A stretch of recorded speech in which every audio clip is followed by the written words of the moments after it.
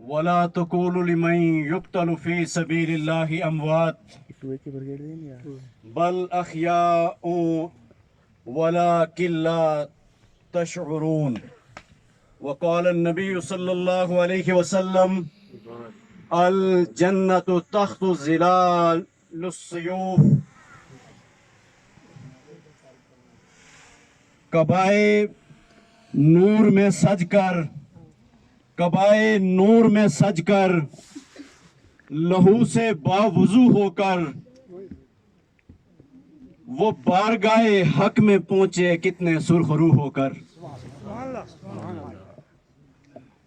معزز شرکائے جنازہ، اللہ رب العزت نے فرمایا کہ جو اللہ کے راستے میں جان آفری کے سپرد کر دیں ان کو مردہ مت کہو. یہ سورہ بقرہ میں آیے نمبر 145 میں، اور آگے چل کر سورہ آل عمران میں فرمایا وَلَا تَحْسَبَنَّ الَّذِينَ قُتِلُوا فِي سَبِيلِ اللَّهِ أَمْوَاتًا. ارے منہ سے کہنا تو درکنار، دل میں یہ سمجھنا بھی نہیں، یہ خیال بھی نہیں لانا کہ یہ مردہ ہو گئے. یہ تو زندہ ہیں، یہ زندہ ہیں اور اللہ کے حضور سے رزق بھی وصول کر رہے ہیں. عزیزان من، گو کہ عبادت و ریاضت، تسبیح و تحلیل، قیام و قعود، طواف و سعی، یہ ساری عبادات اپنی جگہ پہ ایک منزلت رکھتی ہیں، لیکن اٹھائیے قرآن اور پڑھیے سورہ عادیات اور دیکھیے اللہ نے قسمیں کس کی کھائی ہیں.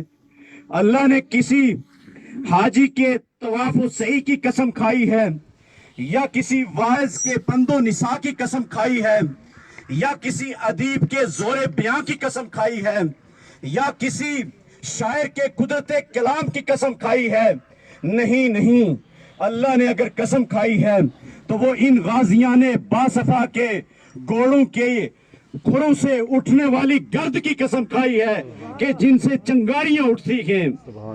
اللہ نے ان کی قسم کھائی ہے. میرے عزیزان من، وقت انتہائی کم ہے.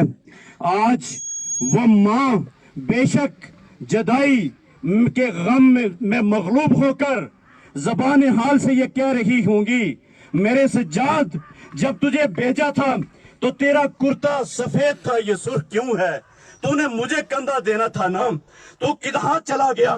لیکن وہ میری والدہ، میں آپ سے یہ مخاطب ہو کر کہتا ہوں، آپ کتنی باسعادت ماں ہیں کہ جن کو یہ فخر حاصل ہوا ہے کہ کل ان کا بیٹا جنت کے دروازے پر اپنی والدہ کا استقبال کرنے کے لیے کھڑا ہوگا.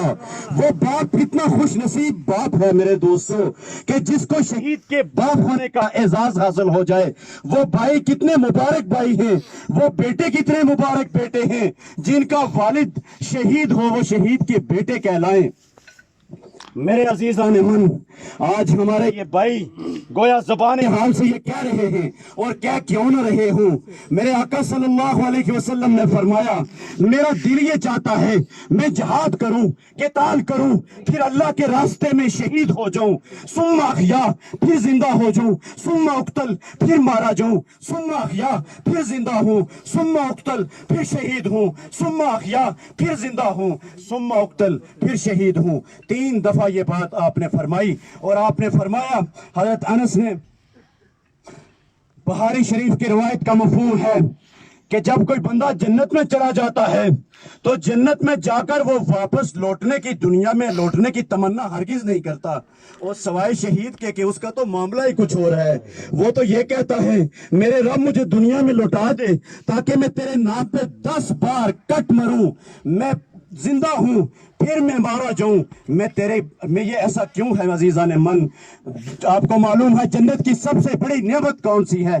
وہ نعمت ہے دیدار الہی. اللہ کا دیدار سب سے بڑی نعمت ہے جو جنتیوں کو جنت میں جا کر حاصل ہوگی.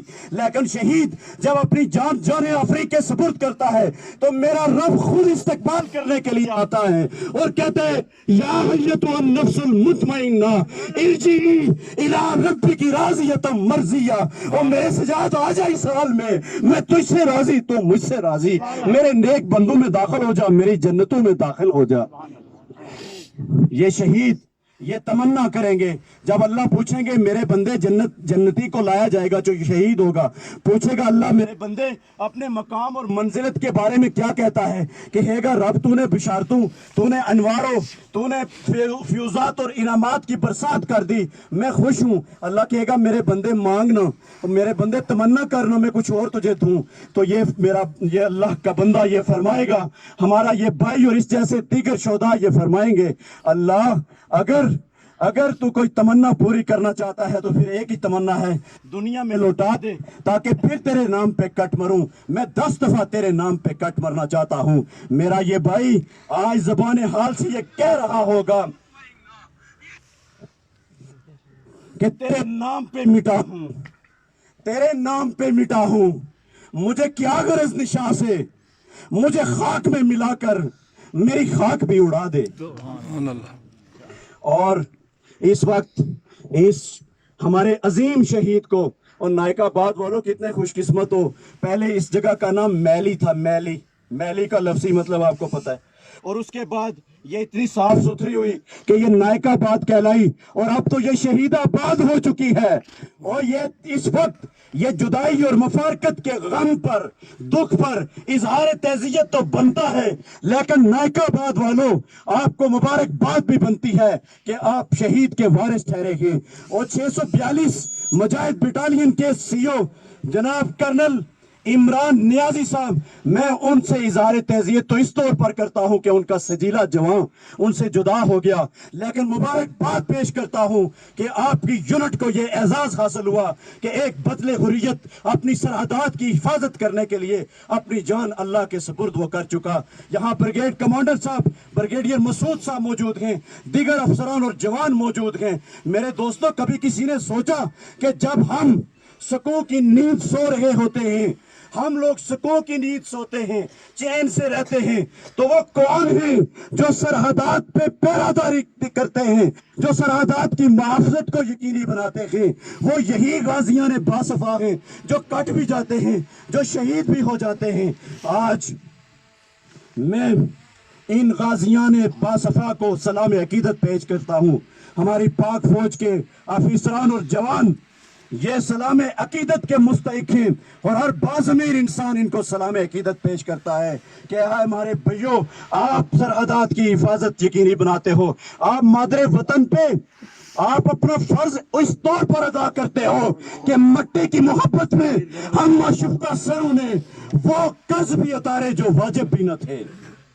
لیکن آج ضرورت اس امر کی ہے کہ ہم اپنی ذمہ داریوں کو بھی اپنے دوائر میں اور اپنے مقام پر پہچانیں، اور ہم یہ دیکھیں، ہم اپنی صفوں میں چھپے ان دشمنوں کو یا دشمن نما دوستوں کو بھی پہچانیں کہ کہیں ہمیں اپنوں سے گزن تو نہیں پہنچ رہی۔ عزیزان من، اگر یہ ملک ہے تو ہم ہیں، اگر نظریہ اسلام باقی ہے تو ہم باقی ہیں، اگر یہ باقی نہیں تو پھر کچھ بھی نہیں۔ 1.5 اینٹ کی مسجد نہ بناؤ، اسلام کی نشاط ثانیہ کے لیے متحد و منظم ہو جاؤ، وطن عزیز پاکستان کو مضبوط و مربوط کرو تاکہ یہ ملت اسلامیہ کی قیادت اور سیادت کر کے یہ اسلام کی نشاط ثانیہ کا باعث بن سکے۔ میں آخر میں ان مردان خور کی شام میں اقبال کا وہ خراج پیش کرتے ہوئے اجازت چاہوں گا کہ یہ غازی، یہ تیرے پراسرار بندے جنہیں تو نے بخشا ہے ذوق خدائی، 2 نیم ان کی ٹھوکر سے صحرا و دریا، سمٹ کر پہاڑ ان کی ہیبت سے رائی، اور تو عالم سے کرتی ہے بیگانہ دل کو